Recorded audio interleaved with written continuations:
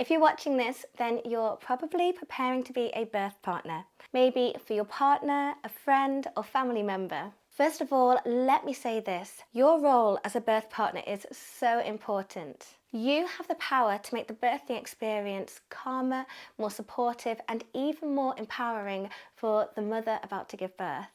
I know it's not always easy to know what to do, and there are some common mistakes that even well-meaning birth partners make. So that's why in this video, I'm going to break down 10 common mistakes birth partners should avoid and how you can step up to be the best support system possible. So let's begin with the first mistake. 1. Not educating yourself about the process. One of the biggest mistakes a birth partner can make is walking into the labour room unprepared. Labour is so much more than what we see in the movies. There are stages to it, and each stage requires different kinds of support. For example, early labour might involve long stretches where your partner doesn't need much physical help, but she might want distractions or emotional reassurance. During active labour, she'll need much more hands-on support like massage, breathing cues, or helping with changing positions. And during delivery, things can move really quickly, so understanding terms like crowning, episiotomy, or pitocin will help you stay calm and informed. Even though you're not the one giving birth, here's how you can prepare. So start by taking a childbirth education class together. You could try watching videos from YouTube, but make sure they're from a reputable source. And learn some basic comfort techniques like counter pressure or breathing exercises. The more you know, the more confident you'll feel when the big day comes. And 2, not taking the birth plan seriously. So here's the thing about a birth plan. It's not just a piece of paper. It's a way for your partner to communicate her preferences, values, and boundaries for labour and delivery. So ignoring or dismissing the birth plan is one of the fastest ways to create stress or tension during labour. Talk about the birth plan together beforehand. What's her preference for pain management? Does she want an epidural, or is she aiming for an unmedicated birth? Does she want immediate skin-to-skin contact with the baby? Who does she want in the room? So knowing these details in advance means you can help advocate for her wishes when she's focusing on labour. That said, flexibility is key. Labour doesn't always go as planned, so be prepared to adjust while keeping your partner's comfort and safety as the top priority. And 3, focusing only on the baby and neglecting the mum's needs. It's completely natural to feel excited about meeting the baby, but during labour, it's important to keep your focus on the mother. She's the one doing all the hard work, and your support can make a world of difference. There are plenty of simple ways to stay present and attentive.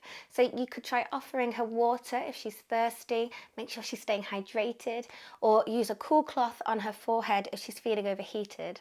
If she's in pain, try massaging her lower back or shoulders to help her feel more comfortable. And don't underestimate the power of encouragement. Positive words like, "You're doing amazing," or "I'm so proud of you," can go a long way.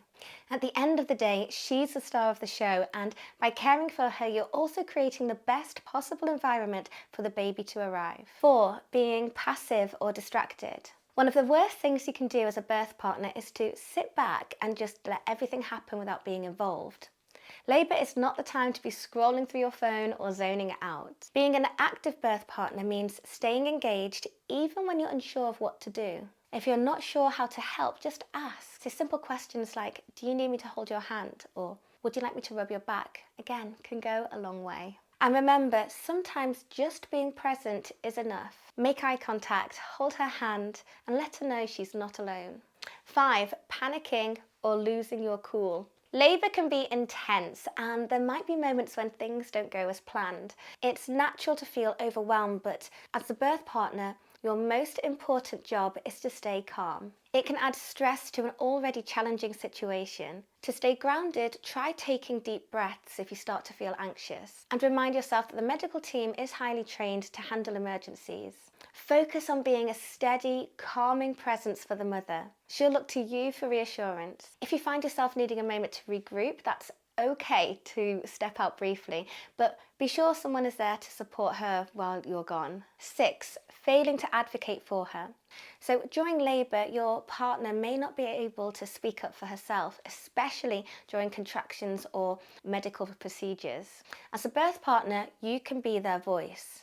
This doesn't mean being confrontational, it means making sure her preferences are heard. For example, if the birth plan specifies delayed cord clamping or limited visitors in the room, politely remind the medical team of these preferences.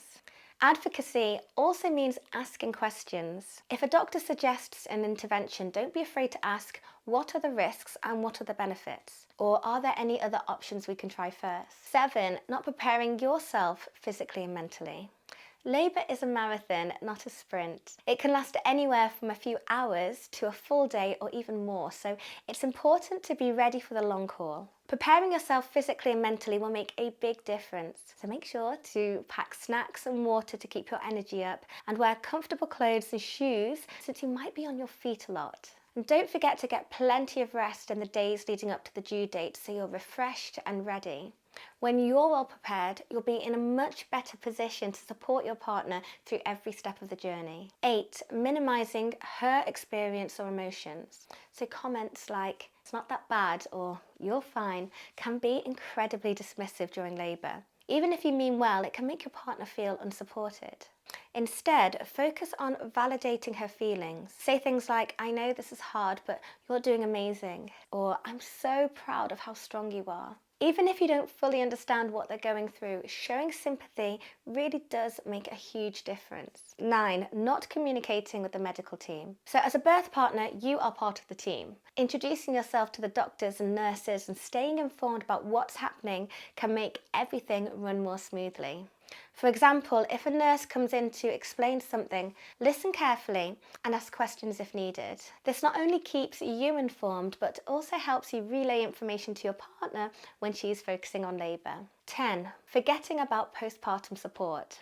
And finally, your job doesn't end when the baby is born. The postpartum period is just as important. Your partner will need help recovering both physically and emotionally. So you could try offering to handle household chores, cook meals, or take care of the baby so that she can rest. Be patient as she adjusts to life with a newborn and keep an eye out for signs of postpartum depression or anxiety. Remember, this phase is about teamwork. By staying involved, you'll make the transition into parenthood smoother for everyone. And that's it, 10 common mistakes birth partners should avoid. By staying prepared, engaged and supportive, you can make a huge impact on this incredible experience.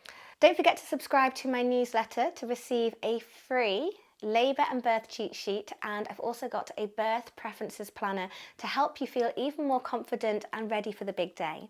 You can find the link in my description below, and if you know someone else who could use this information, please share this video with them. Thanks so much for watching and stay tuned for the next video.